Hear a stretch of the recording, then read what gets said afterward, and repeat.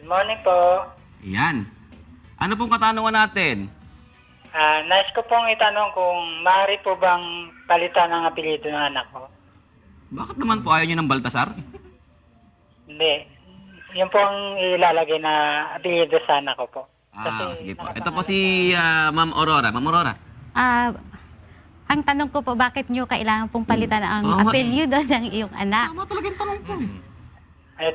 Kasi po, yung sa school, hinahanap po yung real apelyido po nung tatay. Bakit po hindi po ba sila kasal nung pinanganak yung Tama. anak? Hindi po kami kasal. Hindi pa kayo nagpakasal.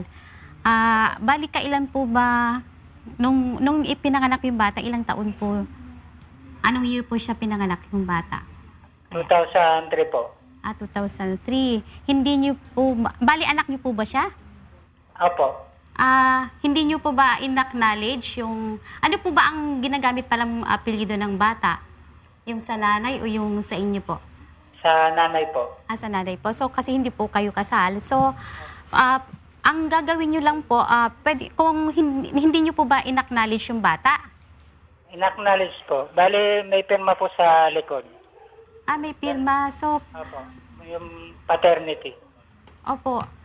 Pwede po kayo mag-file ng yung petition po para sa use of father's surname. Affidavit, gagawa lang po kayo ng affidavit para magamit po yung apelyido nyo po. Opo. Ganun lang po. Sige. Opo. Malinaw po. Sige. Okay, yan po si Ginoong Melchor Baltasar.